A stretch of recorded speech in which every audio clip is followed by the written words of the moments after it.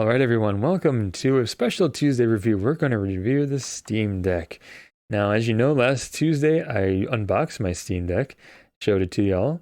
This is the fancier version, the more expensive version. It cost, I think with tax, it was close to $700 for this one. There are cheaper versions you can get through Steam. It's a $5 reservation, and then you get an email or a notification on through Steam that, hey, your Steam Deck is ready, pay for it.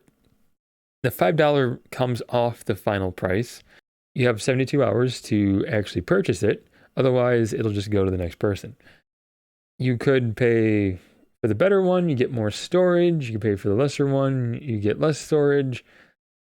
But they all seem to function pretty similar, at least.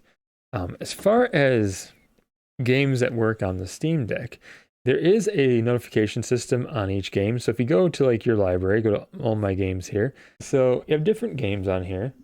My Steam library, some of the crazy games I have. You'll have a little icon on the bottom corner. So right here, Beholgar has a green check mark right there. That means Beholgar is completely compatible with the Steam Deck with no issue whatsoever.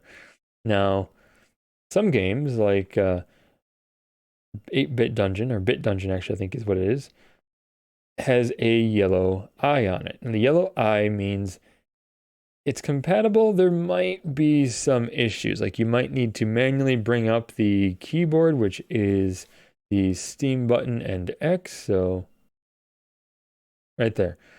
Press Steam button first, then hit X. And it brings up the keyboard. So it might require you to bring up the keyboard manually, or it might be just like small text that is basically something that you are going to have a hard time reading. It could be that. It basically plays well. There might be just some small issues. Assassin's Creed has a yellow eye on it as well. Now, Assassin's Creed 2, interestingly enough, has the circle with the line through it. That means you cannot play Assassin's Creed 2 on the Steam Deck. So you're going to have to play it on something else.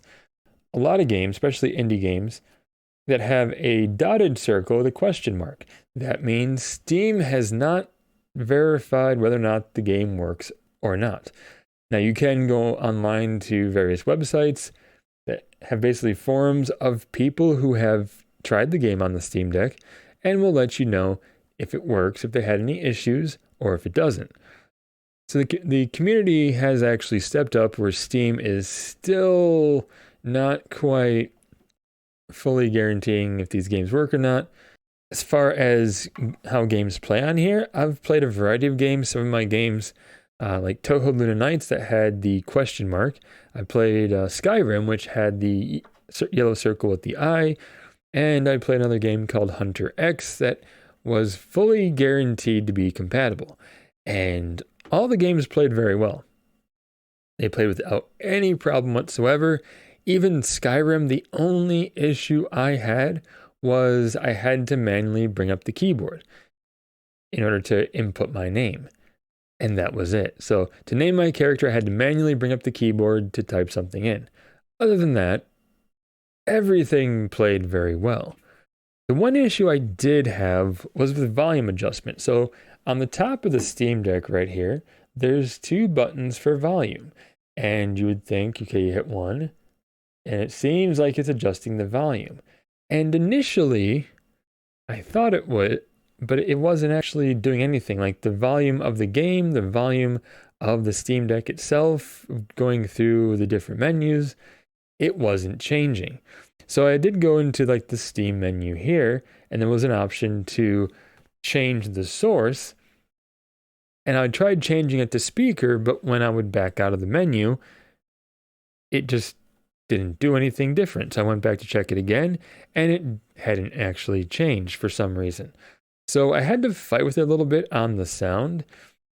But then the next time I powered on my Steam Deck, it was set to speakers, and it was actually adjusting the volume, which was strange.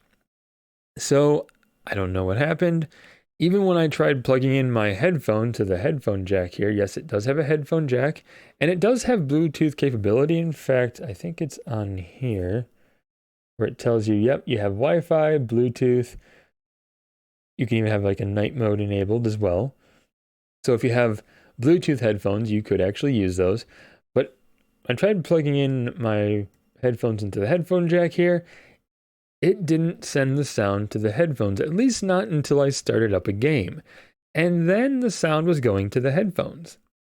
What does it mean? I don't know. It was a little glitchy when trying to adjust it. Initially, to adjust the sound, when I couldn't adjust it from here, I had to go into this other menu, the quick settings, and adjust the sound that way, which you can do it by either touchscreen or you can select it and use the arrows. So touchscreen does work on this. It's very responsive as well.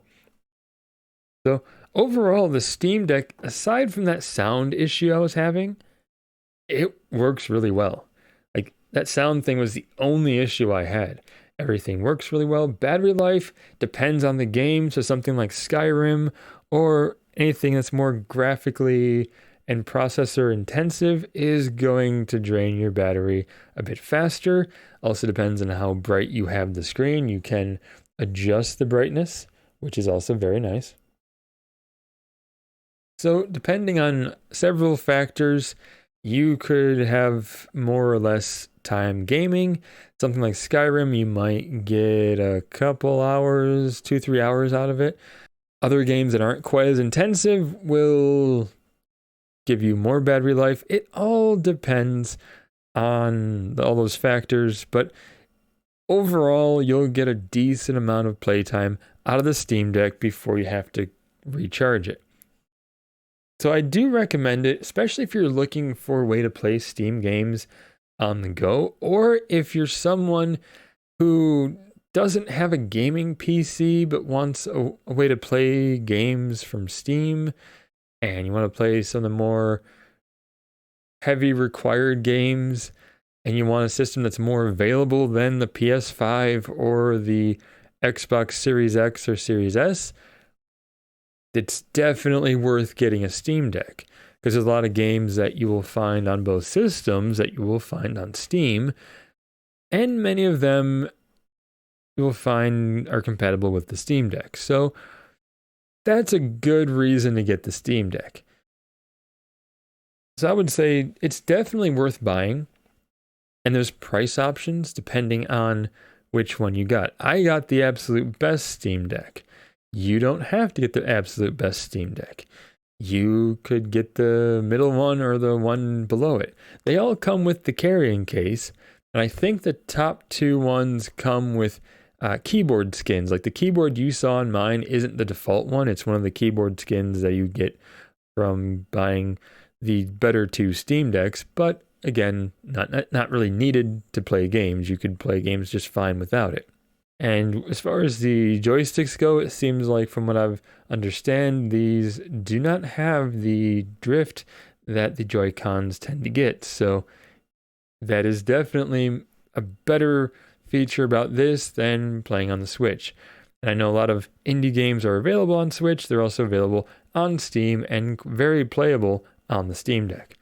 So thank you so much for watching this video. I appreciate all of you. Be sure to subscribe if you want to. I do appreciate it. I just appreciate you watching this video till the end. We'll see you next time. But until then, stay awesome, and we will see you then.